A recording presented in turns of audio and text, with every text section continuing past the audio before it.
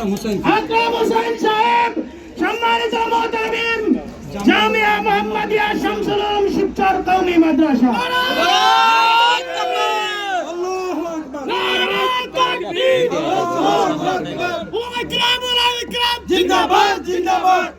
আসসালামু আলাইকুম ওয়া রাহমাতুল্লাহি ওয়া বারাকাতুহু। ওয়ালাইকুম আসসালাম। নাহমাদুহু ওয়া নুসাল্লি আলা রাসূলিহিল কারীম, আম্মা বা'দ।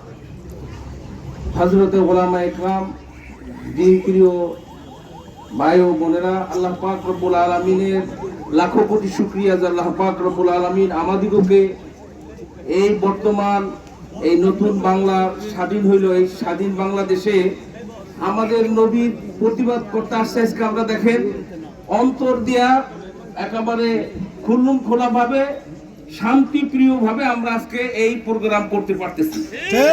এর আগের সরকার আমলেই আমার মনে হয় প্রত্যেক মাসেই আমাদের মাদ্রাসায় কয়জন ছাত্র, ইমাম সাহেবের কয়জন বাচ্চা কাচ্চা, আমার কয়জন বাচ্চা কাচ্চা, বাহাদুরপুর পীর সাহেবের কয়জন বাচ্চা কাচ্চা, এই হিসাব দিতে হইতো প্রত্যেক মাসে। এর থেকে আল্লাহ তাআলা আমাদের হেফাজত করছে, এর জন্য প্রথম শুকরিয়া আদায় করি আলহামদুলিল্লাহ।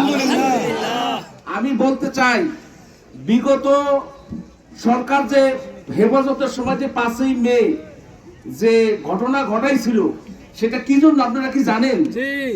সেটা কিন্তু এই নবীর উপরে কটূক্তি করা হয়েছিল, আল্লাহর উপরে কটূক্তি করা হয়েছিল, নবীকে নিয়ে বেহায়াপনা কথা বলা হয়েছিল, আল্লাহ গাঁজা খায় নাউজুবিল্লাহ এই কথাও কিন্তু বলা হয়েছিল।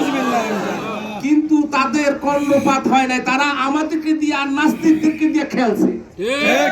এই খেলার কারণেই আল্লাহ পাক অসন্তুষ্ট হয়ে তাদেরকে এরকম পতন ঘটেছেন, যেই পতন পৃথিবীর ইতিহাসে আর কারো ঘটে নাই। আমি বলতে চাই, ভারত সরকারেরও সময় শেষ হয়েছে। তাদের দেশ যদি, এই দেশ যদি তাদের রক্ষা করতে হয়, তারা এই যে নবীর উপরে যে কটূক্তি করা হয়েছে, এটা যদি সমুচিত বিচার তারা না করে, তাদের পতন হবে, বা ভারত হবে খান খান খান খান ভাগ হইয়া তারা ছিন্ন বিচ্ছিন্ন হয়ে যাবে। আল্লাহ পাক রব্বুল আলামিন আমাদেরকে আশিকে নবী হইয়া দুনিয়ার থেকে বিদায় নেওয়ার তৌফিক দান করেন। আমিন ওয়া আখিরু দাওয়ানা আনিল হামদুলিল্লাহ।